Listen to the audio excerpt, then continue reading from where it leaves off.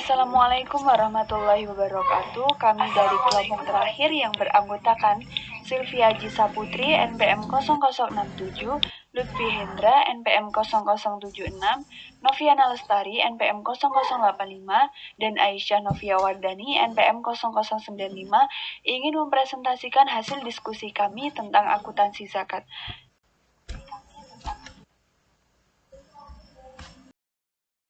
Kita langsung menuju ke pokok bahasanya. Ini ada konsep dasar zakat dan pedoman dasar, yang kedua pedoman dasar atau dasar hukum, yang ketiga zakat mal, dan yang terakhir akuntansi untuk zakat.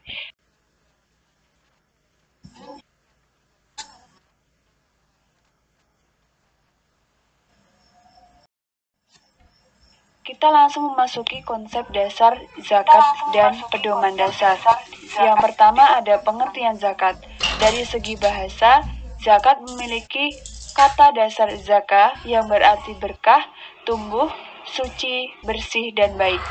Sedangkan zakat secara terminologi berarti aktivitas memberikan harta tertentu yang diwajibkan Allah Subhanahu wa Ta'ala dalam jumlah dan perhitungan tertentu untuk diserahkan kepada orang-orang yang berhak. Zakat tidaklah sama dengan sumbangan atau donasi atau sedekah yang bersifat sukarela. Zakat merupakan suatu kewajiban muslim yang harus ditunaikan dan bukan merupakan hak.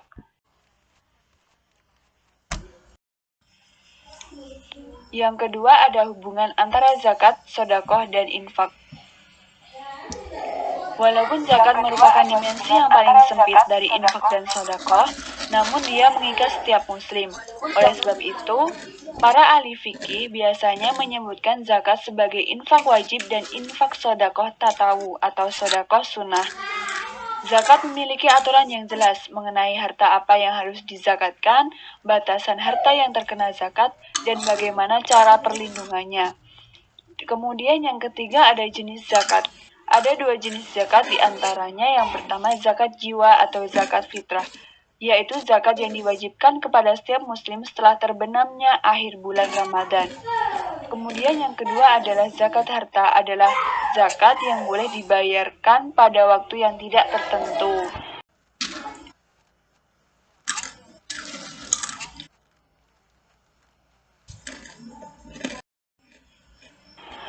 Kemudian yang keempat syarat harta wajib yang dizakatkan. Halal, baik harta maupun cara perolehannya. Yang kedua milik penuh, memiliki hak penuh untuk menyimpan. Yang ketiga berkembang, harta yang dizakatkan dapat dikembangkan. Yang keempat cukup nisab, jumlah minimal untuk harta wajib. Kemudian yang kelima itu cukup haul, memiliki jangka waktu kepemilikan lebih dari 1 tahun. Yang keenam lebih dari kebutuhan. Yang kelima ada penerimaan zakat, yang termasuk penerima zakat yaitu yang pertama fakir, miskin, amilin, mu'alaf, rikob, gharmin, fisabilillah, dan orang yang melakukan perjalanan.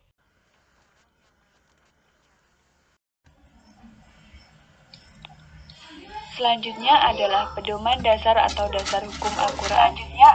Yang pertama ada Al-Quran.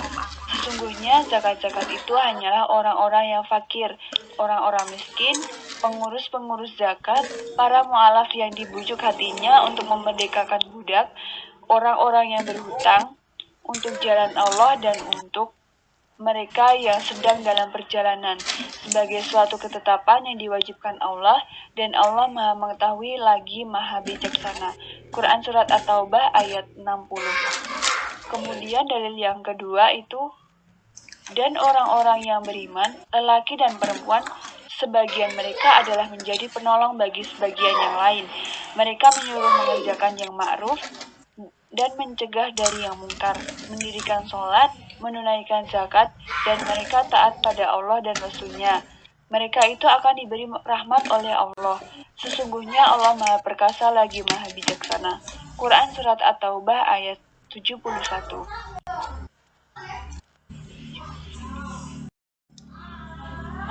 Yang kedua ada dalil sunnah.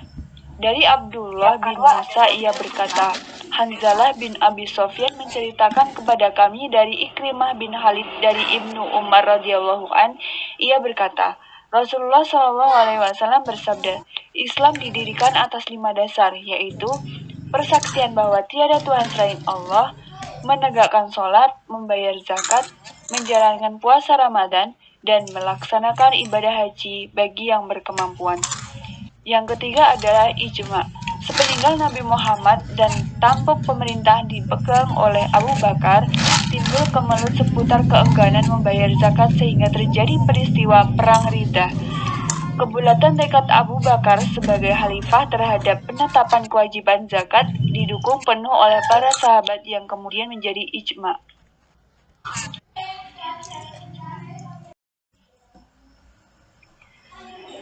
Yang ketiga ada zakat mal.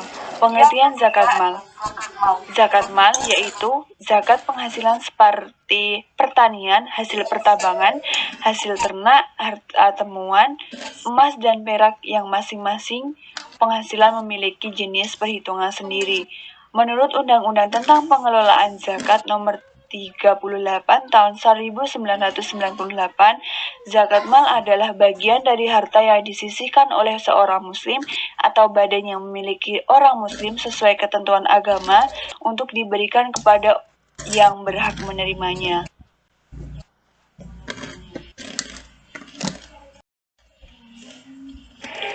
Selanjutnya ada jenis-jenis zakat mal. Yang pertama, ada zakat pertanian. Menurut Dewan Fatwa Saudi Arabia, zakat pertanian ini dikenakan atas semua hasil tanaman dan buah-buahan yang ditanam dengan tujuan untuk mengembangkan dan menginvestasikan tanah. Lalu zakat ini dikenakan saat panen, dengan syarat dapat disimpan sebagaimana Quran Surat 6 ayat 141 yang berbunyi, dan tunaikanlah haknya di hari memetik hasilnya, atau dengan dikeluarkan zakatnya. Nisab pertanian adalah sebesar 5 wasok atau sebanyak 653 kg, di mana 1 wasok sama dengan 60 sak, sama dengan 2,175 kg dikali 60. Pengenaan zakat tergantung penggunaan irigasi. Jika menggunakan air hujan sebesar 10% dan 5% untuk yang menggunakan air irigasi. Jika menggunakan air irigasi dan setahun lagi tanpa irigasi atau air hujan, maka zatnya adalah 7,5%.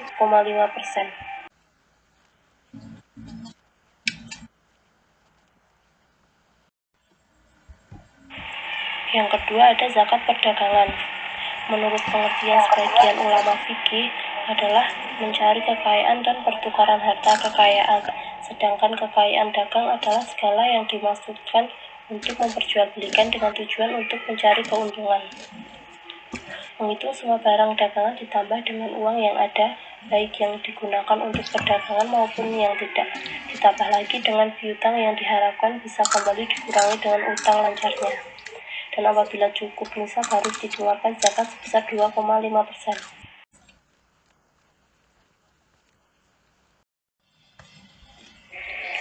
Selanjutnya ada zakat pertambangan.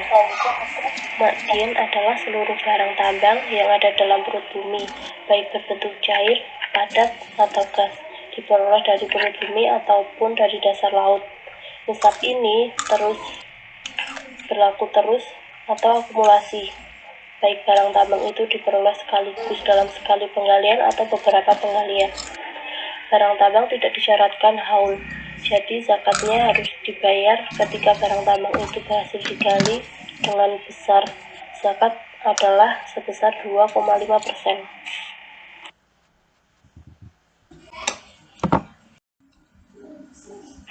Yang keempat ada zakat penghasilan. Penghasilan adalah pendapatan yang diperoleh secara halal baik secara rutin maupun tidak rutin. Ukuran nisabnya yaitu mengalokasikan secara mutlak dengan baik nisab maupun kadar zakatnya. Demikian nisabnya adalah setara dengan nisab hasil pertanian, yaitu 652,5 kg beras. Kadar yang harus dikeluarkan sebesar 5% dan harus dikeluarkan setiap menerima. Yang kedua, menganalogasikan nisabnya dengan zakat hasil pertanian, sedangkan kadar zakat dianalogkan dengan emas yakni 2,5%. Hal tersebut berdasarkan atas kemiripan terhadap karakteristik harga zakat yang telah ada. Yang ketiga, mengategorikan dalam zakat emas dengan mengacu pada pendapat yang menyamakan mata uang masa kini dengan emas. Untuk yang kelima ada zakat emas. Nisab zakat emas, perak dan uang adalah 10 miskal atau 20 dinar, sedangkan nisab perak adalah 200 dirham. Menurut Yusuf Al-Qadawi yang sekarang banyak dianut oleh masyarakat, 20 miskal adalah sama dengan 85 gram emas murni, 200 dirham perak sama dengan 595 gram perak. Lalu yang keenam, zakat peternakan. Syarat-syarat binatang ternak yaitu apabila sudah mencapai jumlah tertentu yang ditetapkan syariah atau juga hisab. Yang kedua, telah dimiliki selama 1 tahun atau haul. Yang ketiga, dikembalakan atau sengaja diurus sepanjang tahun untuk maksud memperoleh susu. Lalu, bibit baru, kemudian membiarkan dan dagingnya. Yang terakhir, tidak diperkerjakan untuk kepentingan pemiliknya.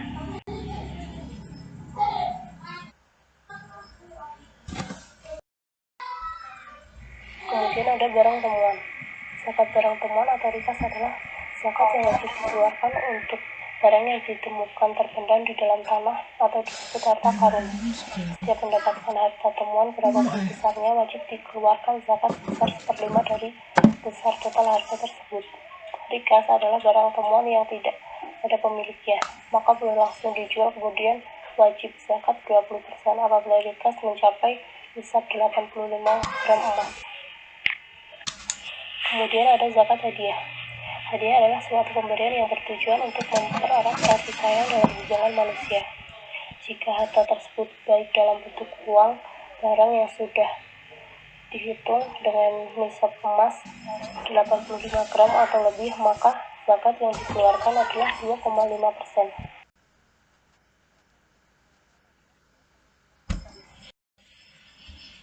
Untuk zakat mal yang terakhir yaitu ada zakat bonus. Bonus atau fee yang diperoleh dari pekerja termasuk penghasilan yang harus dikeluarkan zakatnya apabila telah mencapai nisab 524 kilo beras. Maka yang dikeluarkan adalah zakat penghasilan atau zakat profesinya. Namun jika jumlah bonus yang diterima jumlahnya kurang dari hisab, maka tidak wajib zakat. Hanya saja dianjurkan untuk mengeluarkan sedekah dengan jumlah sesuai dengan kerelaan. Selanjutnya yaitu ada perlakuan akuntansi. Menurut PSAK nomor 19 merujuk kepada beberapa fatwa MUI, yaitu yang pertama fatwa MUI nomor 8 tahun 2011 tentang amil zakat yang menjelaskan tentang kriteria tugas amil zakat serta pembebanan biaya operasional kegiatan amil zakat. Yang kedua ada fatwa MUI nomor 13 tahun 2011 tentang hukum zakat atas harta haram, di mana zakat tersebut ditunaikan dari harta yang halal baik jenis maupun cara perolehannya. Yang ketiga ada fatwa MUI nomor 4 tahun 2011 tentang penyaluran harta zakat dalam bentuk aset kelolaan. Yang dimaksud dalam aset kelolaan ini adalah sarana atau prasarana yang diadakan dari harta zakat dan secara fisik berada di dalam pengelolaan sebagai wakil mustahik zakat. Kemudian yang terakhir ada fatwa MUI nomor 15 tahun 2011 tentang penarikan.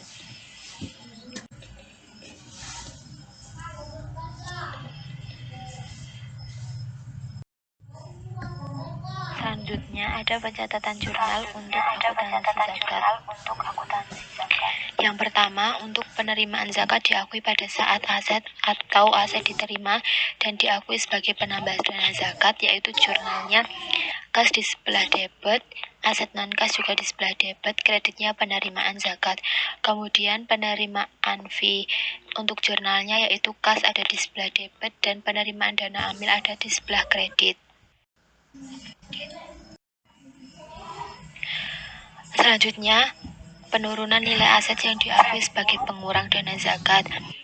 Jurnalnya penurunan nilai aset di sebelah debit dan aset non-kas di sebelah kredit. penurunan nilai diakui sebagai kerugian. Jurnalnya kerugian penurunan nilai di sebelah debit dan aset non-kas di sebelah kredit.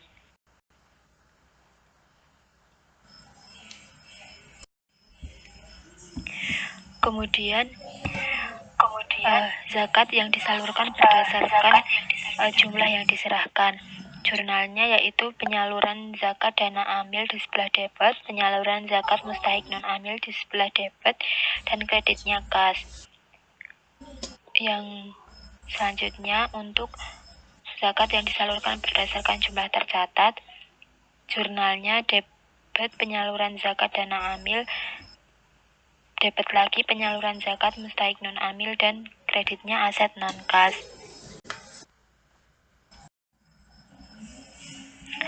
Untuk selanjutnya ada zakat untuk menutup biaya operasional dalam menjalankan fungsinya. Untuk mencatat jurnalnya yaitu beban dana fisabilillah di sebelah debit, kas di sebelah kredit. Selanjutnya ada beban penghimpunan dan penyaluran dana zakat, jurnalnya beban dana amil sebelah debit dan kas ada di sebelah kredit.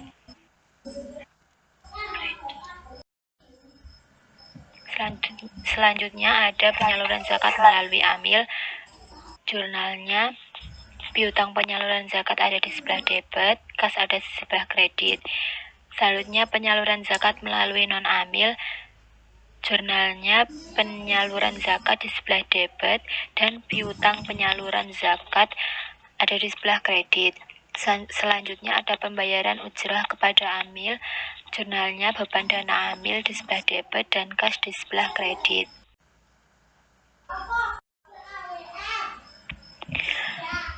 Selanjutnya ada penyaluran zakat berupa aset tetap.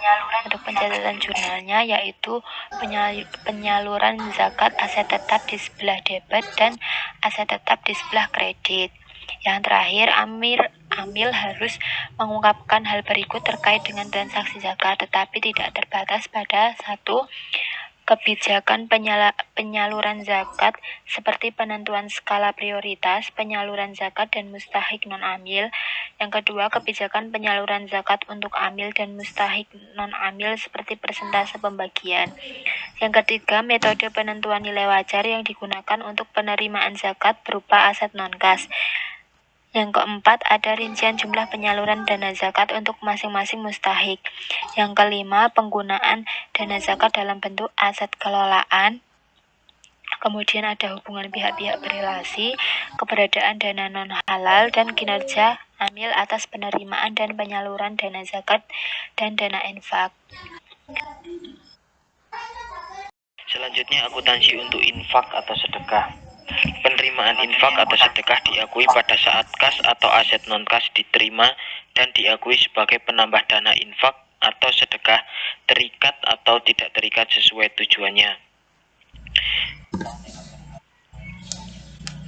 Di sini adalah untuk penerimaan aset non-kas dapat dikelompokkan menjadi aset lancar dan aset tidak lancar.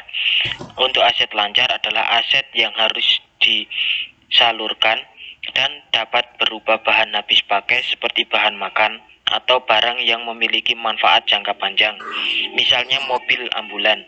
Aset non-kas lancar dinilai sebesar nilai perolehan. Untuk contoh jurnalnya adalah kas dicatat di debit, selanjutnya aset non-kas atau nilai perolehan lancar dicatat di debit, selanjutnya penerimaan infak dicatat di kredit. Yang kedua adalah aset tidak lancar yang diterima dan diamankan untuk dikelola oleh amil dinilai sebesar nilai wajar dan diakui sebesar aset tidak lancar infak atau sedekah. Untuk penyusutan dari aset tersebut diperlakukan sebagai pengurangan dana infak atau sedekah terikat apabila penggunaan atau pengelolaan aset tersebut sudah ditentukan oleh pemberi. Untuk contoh jurnalnya adalah aset non-kas atau nilai wajar tidak lancar dicatat di debit, selanjutnya penerimaan infak dicatat di kredit, selanjutnya penyaluran infak atau sedekah beban depresiasinya dicatat di debit, selanjutnya akumulasi depresiasi dicatat di kredit. Untuk penurunan nilai aset infak atau sedekah diakui sebagai A. Pengurangan dana infak atau sedekah. Jika terjadi tidak disebabkan oleh kelainan amil, jurnal, kelalaian amil, jurnal, penurunan nilainya dicatat di debit, selanjutnya aset non-kasnya dicatat di kredit.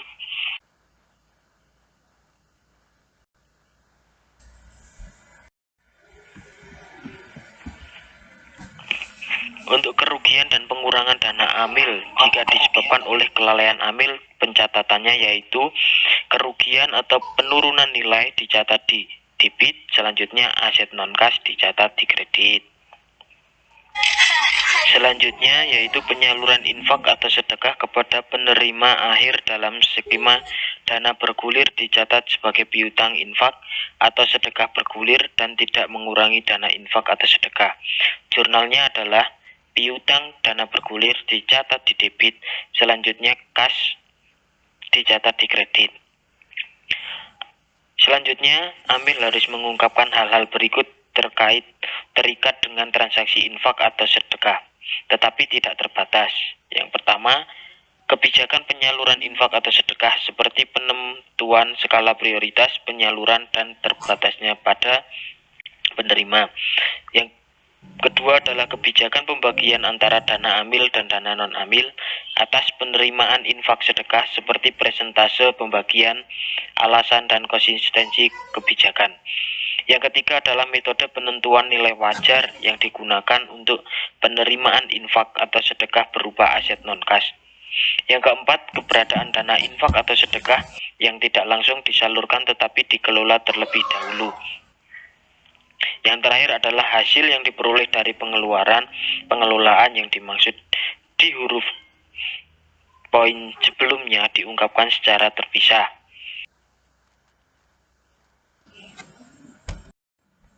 Selanjutnya, penggunaan dana infak atau sedekah menjadi aset kelolaan yang diperuntukkan bagi berhak jika ada jumlah dan presentasi terhadap seluruh penggunaan dana infak atau sedekah serta alasannya.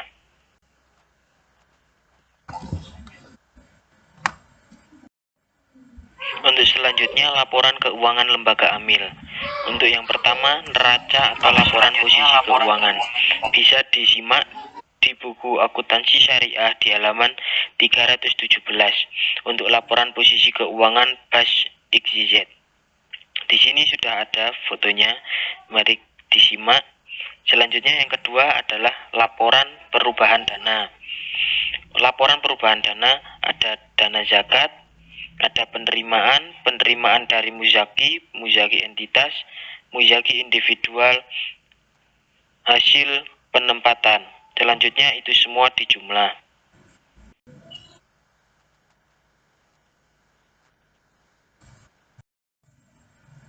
Selanjutnya yang terakhir, jurnal dan laporan keuangan. Laporan keuangan perubahan dana Bank Barokah, dana zakat, infak, dan sodakoh. Untuk penerimaan diterima dari zakat karyawan senilai 45 juta rupiah. Selanjutnya penerimaan dari zakat nasabah senilai 65 juta rupiah. Penerimaan dari infak senilai 30 juta rupiah. Total penerimaan senilai 140 juta rupiah. Dan pengeluarannya dari penyaluran dana zakat senilai 1.500.000. Kemudian itu dikurangkan, lalu saldo sumber dananya menjadi 1.138.500.000 rupiah. Mungkin cukup sekian yang dapat kami jelaskan. Apabila ada kesalahan kata ataupun penyajian yang kurang berkenan di hati kalian semua, kami mohon maaf setulus-tulusnya.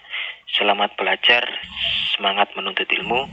Sekian dari kami, wabillahi taufiq wal hidayah. Wassalamualaikum warahmatullahi wabarakatuh.